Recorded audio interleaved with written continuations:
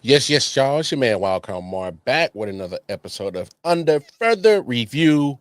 Where I'm just a football fan, just looking at some football, just looking at things that went well and didn't go so well for the offense and defense of both teams played in the game. So just making sure that what we saw on the stat sheet is matching up with what we saw on the screen. So today, you see it, we have Commanders playing host to the Giants. That week one action is under further review. Let's go.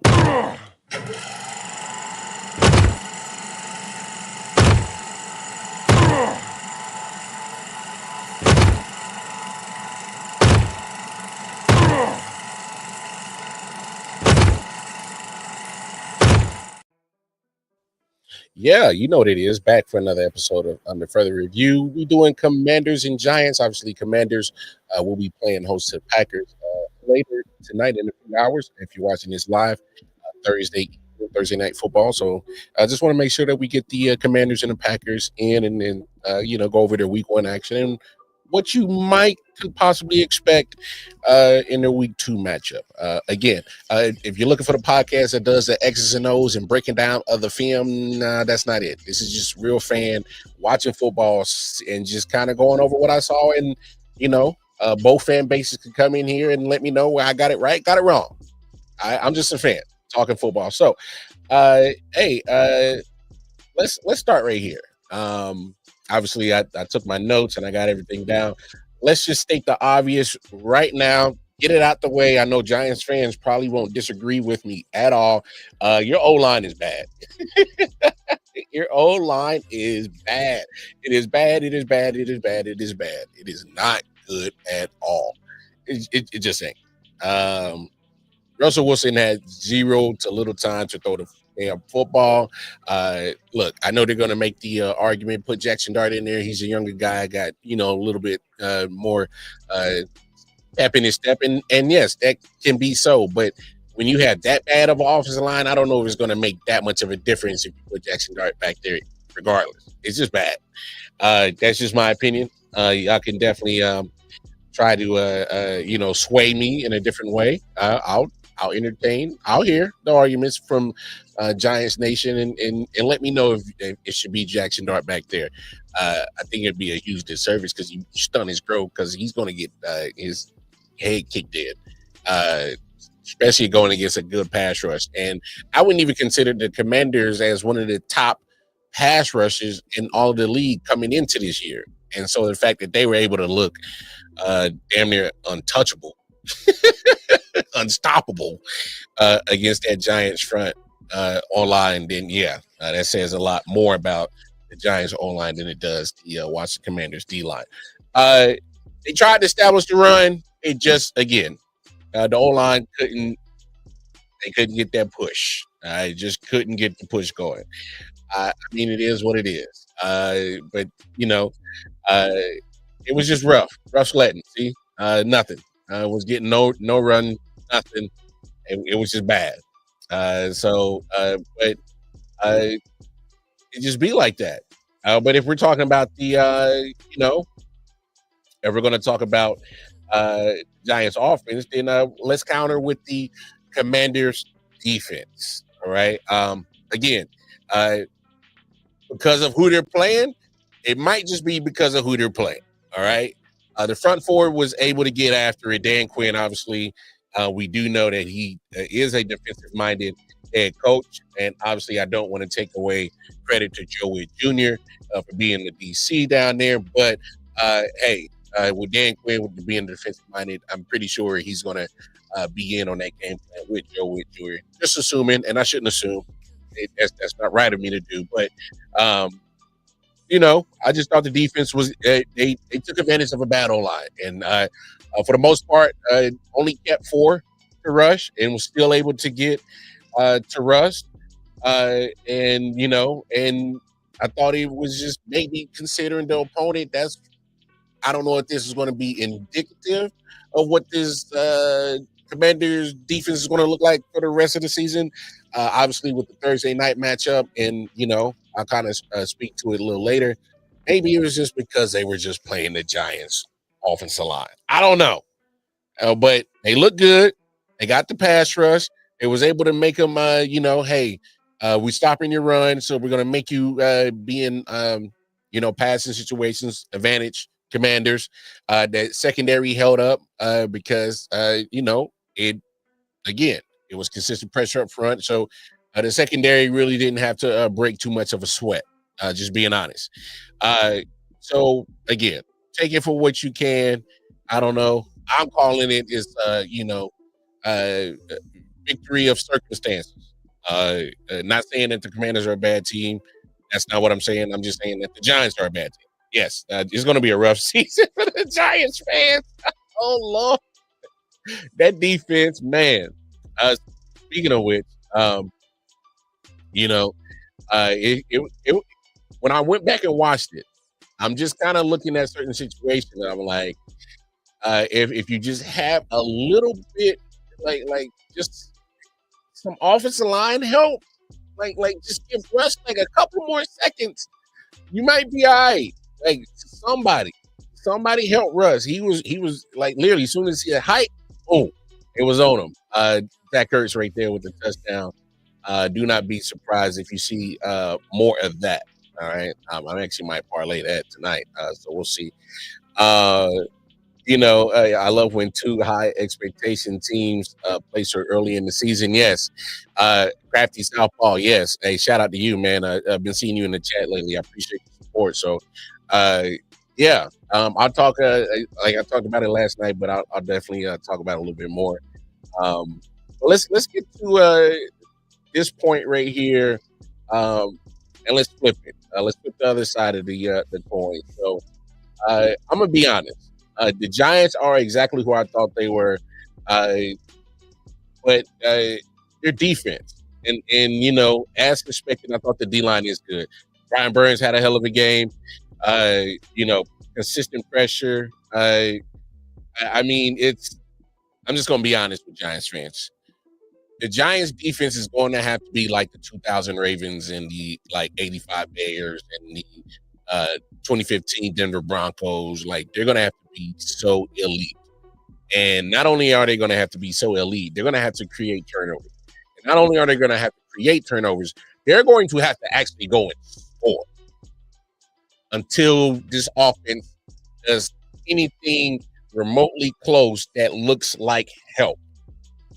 The only help that I saw in this game that the Giants offense had, I think they had like a 16-play drive, ate up some good time on the clock.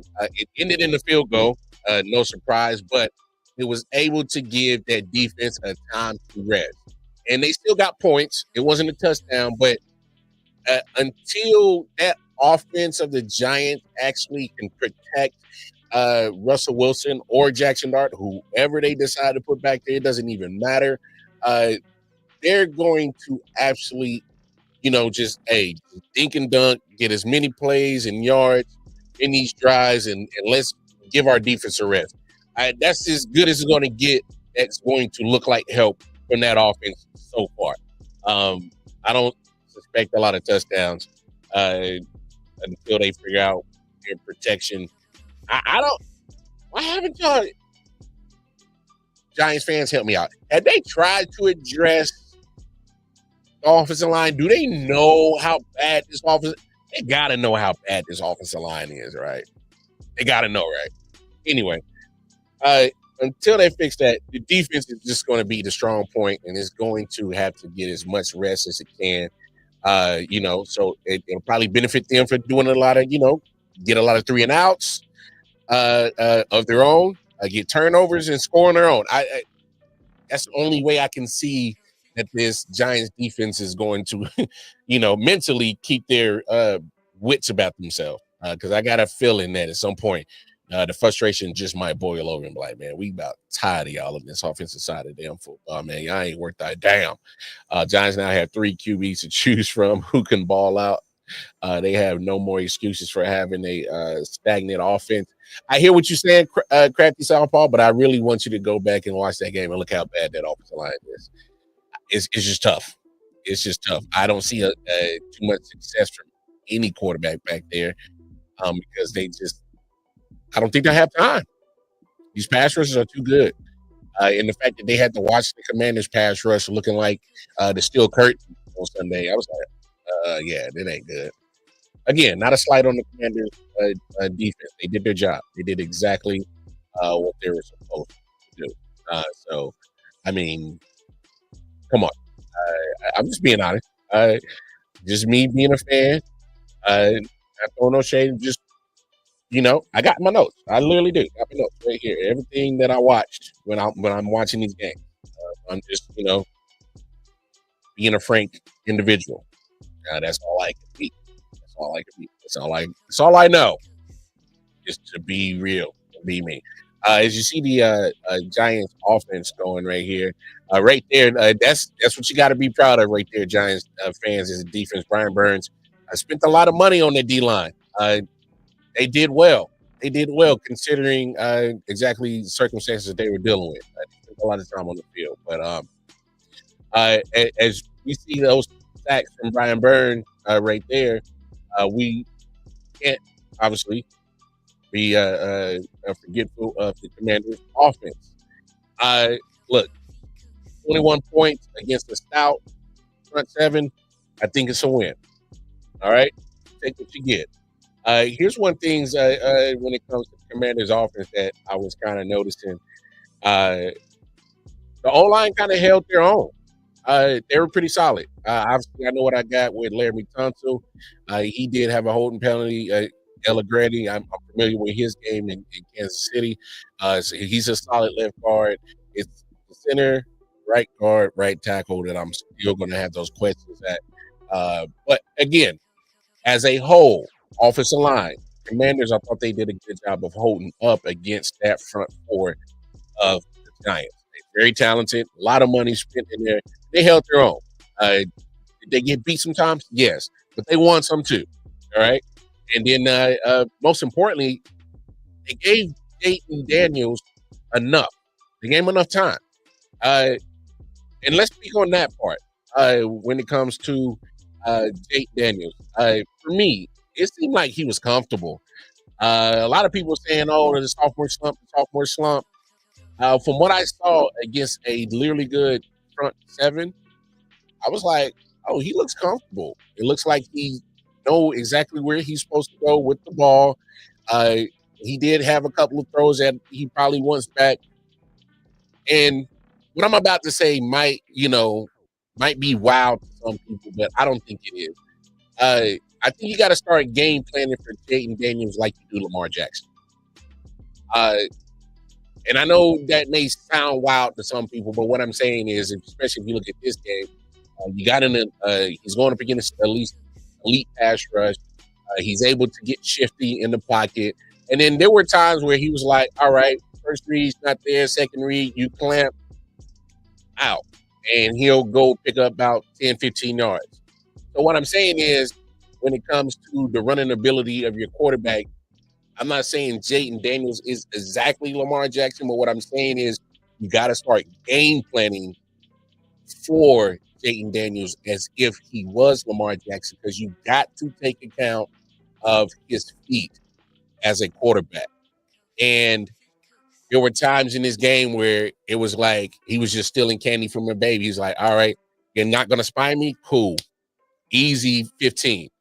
Everybody's back is facing towards me. Ain't nobody looking at me.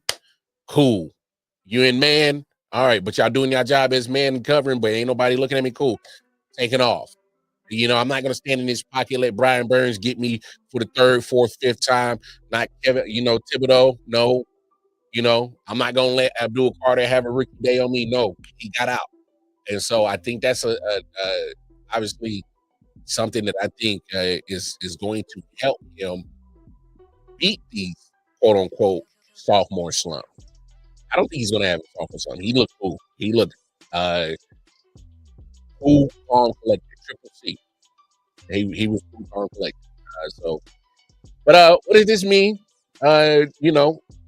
On what the Commanders can do tonight against the Packers. Obviously, I did watch the Packers-Lions game. But one thing that I will say, it will be pretty smart, if Kingsbury, OC for the Commanders, to utilize that.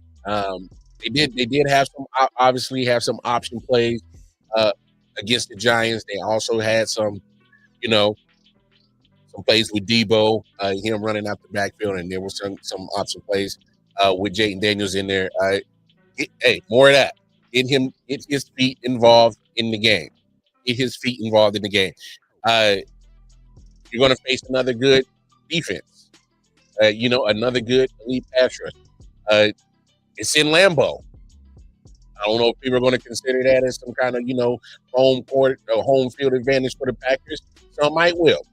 It's something about the mojo in Green Bay, Wisconsin, in the prime time when the lights are bright and it's the whole world's watching. Some magical stuff happens on that field. I can't explain it. More times than not, it happens for the Packers. But Jay Daniels, I don't think he won't be scared of the moment. So when it comes to some of the things that I'm looking for the Commanders team to take advantage of, especially on offense, is to get that running game going, get it going, get it going, get it going, get it going. I think if it happens that way, it'll just the floodgates will open for Jay Daniels. He'll be able to pick apart that Packers defense. And let's not forget, he does know how to, Dan Quinn does know how to coach against Michael Parsons. I know there's a lot of people the Michael Parsons factor. Okay, I get it. But. Just if I've seen a lot of you in the division, he did coach Michael Parsons, didn't he coach against him? So yeah, I'm pretty sure I know how to coach up it and do X's and O's, how to get around Michael Parsons. So that might, mitigate that solution right there. For the defense of the Commanders, I was slightly surprised how good the Packers O-line was. Maybe it's just my ignorance. Again, go Pack, go Nation. You can let me know was really good. But are you going to be able to replicate what you did last week? Okay, you had the Giants O-line. Now you got a more competent O-line this week. If it's not getting to 4 early, don't be afraid to start dialing it up. Joe Witt, Dan Quinn, don't be shy. Don't wait till you finally figure out, we can't get home before. No, just all right. Find out quick, early. Because to be honest, I'm kind of at a mystery on what exactly you are on defense because the quality of the opponent you had in week 1. So, but hey, we'll see what happens. I'm gonna get out of here. I'm gonna take a quick break, and I'm gonna probably drop another episode of Under Further Review. Again, this is just a podcast of just a football fan just spitting out what he saw when he watched the game. Nothing more, nothing less. I'm not an X's and O podcast kind of guy. No, if you want that, I don't know where to tell you to go and get that. I'm just here to talk ball. Anyway, hey man, I'm gonna get up out of here. I'll see y'all in a few for another episode of Under Further Review. It's been real. Come on, take care of yourselves and each other. Holla.